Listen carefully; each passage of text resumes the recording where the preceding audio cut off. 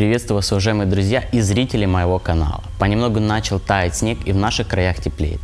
Если вы попали в нормальное агентство, то еще до Нового года вы должны были быть распределены на вакансии. Следовательно, следующим важным этапом в вашей программе является прохождение собеседования с работодателем. Пройти собеседование с работодателем можно несколькими способами, из которых самым популярным является скайп-интервью. Но более эффективным является прохождение собеседования непосредственно с работодателем вживую. Именно так 2 раза подряд я проходил интервью. После 2 ходок в США я остался в дружеских отношениях с работодателем. Он каждый год приезжает в Одессу для того, чтобы отбирать своих будущих работников.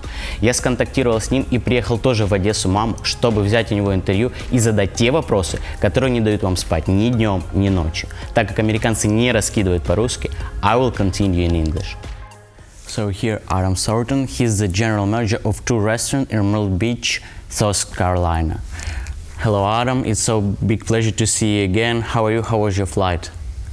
Flight was great. Long but good. It was good. Cool. You grow in beard as I do. How cool we are. That's right. All right. So I know it's not your first time in Ukraine. Do you like coming to Ukraine? I do. I like the people. I like the food. I just don't love the weather. Okay. Could you tell a couple words about your restaurants? So the restaurants we have the Johnny Rockets restaurants, which is basic casual American type fare where servers dance, and then also we have the extreme pizza. Okay, so what position do you have for work and travel students in your restaurants?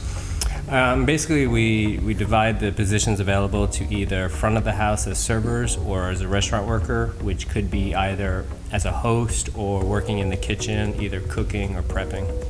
Okay, cool. What are the main requirements for the students who want to work at Johnny Rockets or Extreme Pizza? Is it necessary to have previous work experience? No, actually, it's not necessary to have previous work experience. It's the main thing that's important are the 2 things. There's English ability and personality. Cool. So when the students arrive to Mертl-Бич, do they have like training lessons before they actually start working? Yeah, we have a training program set up, especially for the front of the house servers, and after each day that they train, they take a little test to make sure that they're learning. And we always tell the students, just don't worry, we won't leave you on your own until you're ready and able. Cool. Do students have to bring uniform with them, or you provide it? No. We pretty much provide it all for them, even down to the everyday pants and shoes, just because we understand there are differences between what we would consider khaki and what you would consider khaki, so we just find it easier to take you to the store with us to make sure you get the right stuff. All right, cool. How do you organize working process and how you're making schedule?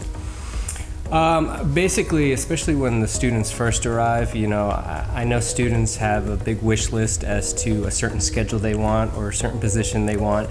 However, as long as you guys are patient, we're patient, whereas during the training process, we see what you're better at, and then we try to fit you in that proper position. As far as the scheduling, some people want different schedules, some people want set schedules. However, when you have a big influx of students, there's not a way for us to guarantee a certain schedule to anybody. Of course we try, but we never can guarantee it. And basically we make our schedule every week. So if you do want a certain day off or a certain shift off, you would just need to request that the week before. Okay. How many working hours per week usually students get? We always guarantee a minimum of 35. However, most likely you will get more than that. And the better worker you are, the more hours you'll receive. So in general, we always say safely 35, but it's more like 40, 45. So you're giving overtime for the students, right? If you're good at your working? Yeah, we don't mind spending the money to those that are worth it. My philosophy is I'd rather pay someone time and a half, to work 20 overtime hours than 2 people to work 40 hours. If that person's worth more than time and a half, I'd rather have that person. One of the most important questions for all students, is it possible to get second job? Yes, it is possible to get second jobs. I think a lot of this goes back to the set schedule thing as well. I always tell people, cannot guarantee a set schedule. However, there are many employers, especially in Myrtle-Beach, that will work around your schedule. So what I just always tell students is, yeah, of course you can have a second job, just as long as it doesn't inhibit your hours at your main job, which is either Johnny Rockets or Extreme Pizza. So you can bring them your schedule every Friday or Saturday, the one that I made, and then if an employer can work around it, that's great, just as long as you're still able to show up on time and not overly tired. I don't have a problem. All right, it's a good idea. Do you have any benefits for really hard-working employees? Maybe some discounts, or I don't know. Well, all employees will receive 60% off for eating, during the shift and off the shift. However, you can ask people that have worked for me before, and the ones that do well and the ones that try really hard, we do certain things like, we'll take them out to dinner, or we send them to the baseball game. They can use baseball tickets every week if they want to, or we always give free meals if they deserve it. So we do try to look out for those who we think look out for us, especially with having overtime hours. We're more appeasing to those that want a day off, or if they want to take extra days off. If you've worked for us, we'll work for you. It's great that you have such such idea, suggestion for the students. All right, so if students would like to travel during the summer and they will tell you this, ask for this in advance, will you let them travel in few days? Yeah, as long as we don't have a problem, we understand this is a summer not just to work, but to have an experience. And I really do want people to have an experience.